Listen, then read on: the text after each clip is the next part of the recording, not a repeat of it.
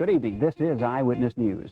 Evansville Fire Captain Dwayne Wilcox remains in serious condition at Louisville's Humana Hospital tonight. Despite serious burns to his head and neck, Wilcox is said to be doing very well. He was life-flighted after the two-alarm blaze that destroyed the Ziemer Funeral Home on First Avenue this afternoon. Eric Johnston reports.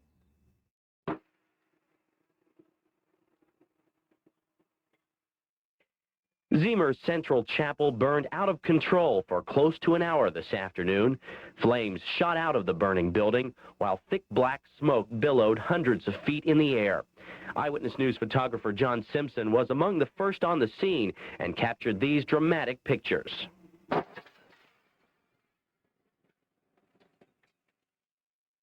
At least one small explosion, called a flashover, rocked the building while firefighters were inside. The dazed firemen came crawling out of the building and were carried off in ambulances. The fire apparently was started by a painting crew.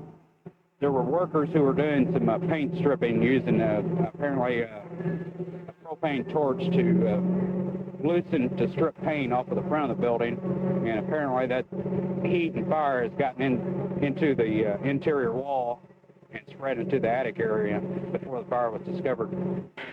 The blaze gutted the two-story structure. Ironically, the fire was apparently touched off by crews who were renovating the old building. We were painting and remodeling the outside of the building. We were going to paint the whole building. We were on our way pretty good, in fact. The Ziemer family has operated a funeral home out of this building since 1927. The family says they will rebuild on this site. In Evansville, Eric Johnston, Channel 7 Eyewitness News.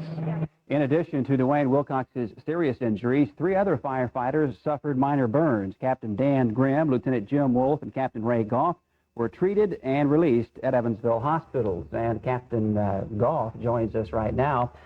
Ray, I appreciate you coming down. I know you've had better days, so I thank you. We saw the pictures of the flash of fire and the breaking windows. You and the other 3 were inside at the time. What happened?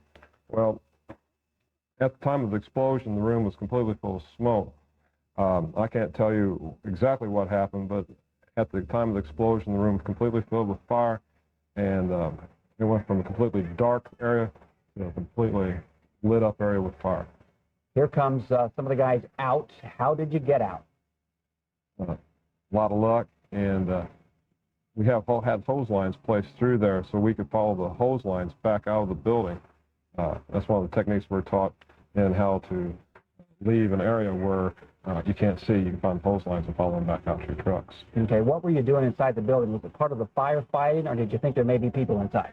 Well, we had a heavy smoke condition, and we had no visible flame, so we had to go in and search out for the fire.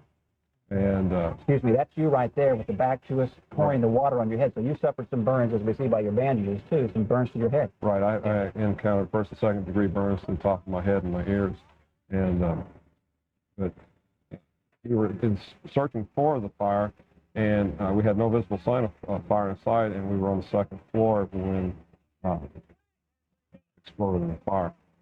You feel happy to be alive tonight, don't you? I think all 4 of us are very fortunate, and somebody was watching out for us. Yeah. We're lucky. And it's my understanding that Captain Wilcox, despite some rather serious burns on his head and neck, is doing well tonight, and he's stable. So I'm sure that's good news for all the guys. We're certainly glad to hear it. Yeah, Ray, thanks again for coming down. I appreciate it, and I hope you heal up real fast and get back out there fighting those fires. Thanks, Randy. Good job. At 10. An Evansville firefighter is recovering in a Louisville burn unit tonight. This fire at Ziemer Funeral Home trapped Dwayne Wilcox and 3 other firefighters, burning them before they could get away. Good evening, everyone. I'm Joe Carroll. Thanks for joining us late tonight. David James has the night off. The 3 men with Dwayne Wilcox all got out of the fire with minor burns, but Wilcox had to be flown to Louisville by chopper with burns on his legs, neck, and head. We'll update you on his condition in just a minute. But first, reporter John Graham tells us what fire investigators think sparked this blaze. Ironically, the loss of this historic landmark was probably caused indirectly by the efforts to fix it up. Fire investigators and the funeral home owners agree this fire probably started with a propane torch used to peel old paint. What started as a smolder spread quickly and caught 4 firefighters off guard when when they tried to stop it. Actually, the fire come up across the ceiling and filled that room and come over the top of them, preventing an escape quick enough to not have any injuries. The flames chased the firefighters down the stairs, but all made it out. Only a few employees were inside Ziemer Funeral Home when the fire started, and they all made it out okay, too. Fortunately, there were no services today, so there were no mourners or bodies inside. But this building has been a funeral home since 1927, so when fire took it, it took a part of a lot of family histories. We're just sick about it, but it will come back. We will rebuild this funeral home, and because it's very important. It's in this particular area. By early evening, the fire was out, and folks who'd seen the news started dropping by for a personal look. My dad was buried from here in 1944.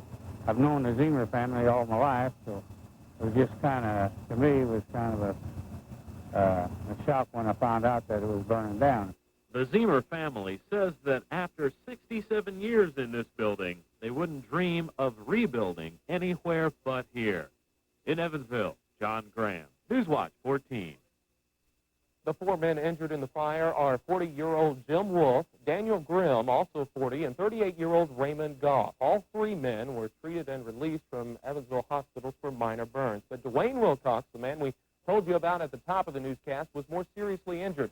He was first taken to Welborn Hospital, but doctors there decided he should be flown by Life Flight helicopter to the University of Louisville Burn Center for special treatment. Earlier tonight, we talked via satellite with the nursing supervisor there about Wilcox's condition. Well, his spirits are wonderful. He's awake, alert, and oriented. He's been helping the nurses move. He is burned on the inner thigh and around his scalp area, and he's had some pain medicine, and he's doing fine. His family's in with him now. Nurse Bryant says Wilcox's condition probably won't require a long stay, probably about a week.